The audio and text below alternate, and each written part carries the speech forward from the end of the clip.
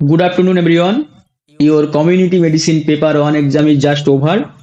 I am confident that each of you has performed well in this paper. Let's take some time to review today's paper. We will start this session by discussing the MCQ section. Let's see the first question. The Joint United Nations Program on HIV/AIDS or UNAIDS 2025 targets include following key goal. The answer is option C, that is 95, 95, 95. How to explain it? The 95, 95, 95 targets aims to achieve 95% of people living with HIV knowing their HIV status, 95% of people with diagnosed HIV infection receiving sustained antiretroviral therapy, and 95% of people receiving antiretroviral therapy achieving viral suppression. Next question. What is the name of the mascot for the National Leprosy Eradication Program of India? The answer is Swapna. Option B is correct.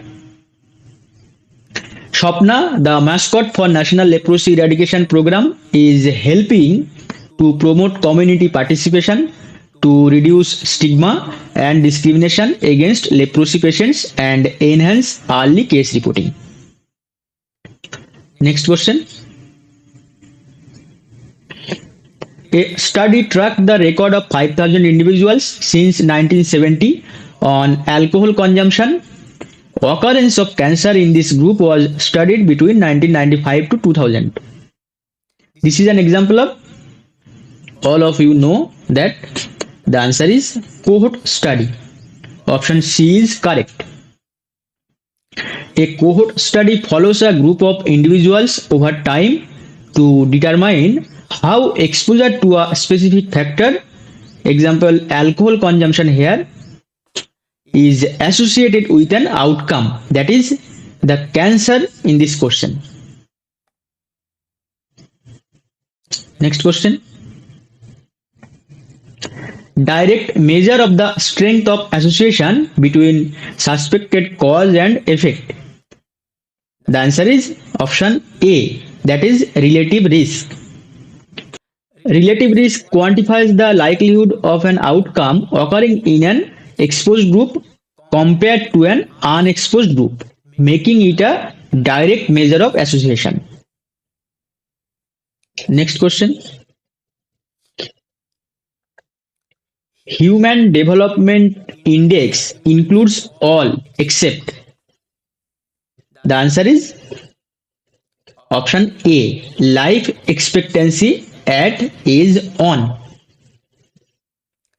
HDI includes life expectancy at birth, mean year of schooling, expected years of schooling, and gross national income per capita. Life expectancy at age on is not included. See the table. In this table, you can see the differences between HDI and PQLI. Life expectancy at age on is a component of PQLI.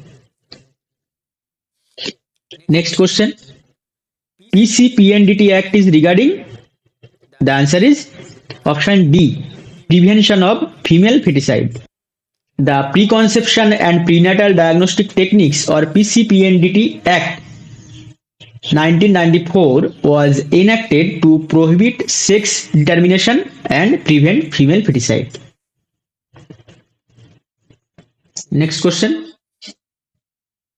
The acceptable noise level in decibels in a classroom is. The answer is option B, 30 to 40 decibels.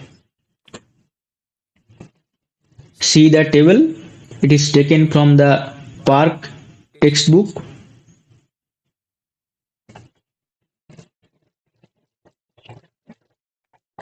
Next question. Degree of freedom for a chi-square test of 5 rows and 4 columns is. The answer is 12. See the calculation.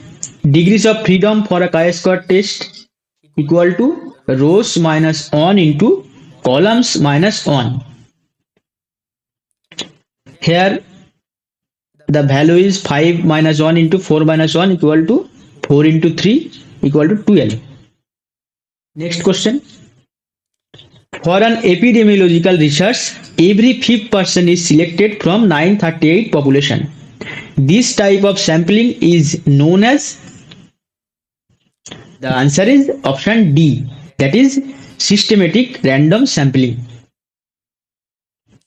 In systematic random sampling, every nth individual is selected from a population list, ensuring a structured and unbiased selection process. What is cluster sampling? Cluster sampling is the method where the population is divided into groups or clusters and entire clusters are randomly selected for study. What is stratified random sampling? A method that divides the population into distinct subgroups or strata and randomly selected samples from each stratum proportionally. What is snowball sampling? Snowball sampling is a non-random sampling technique where existing participants recruit future participants, often used for hard to reach population.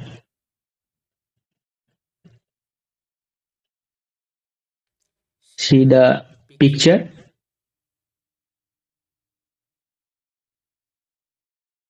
Broken glass vials should be disposed of in which type of bin?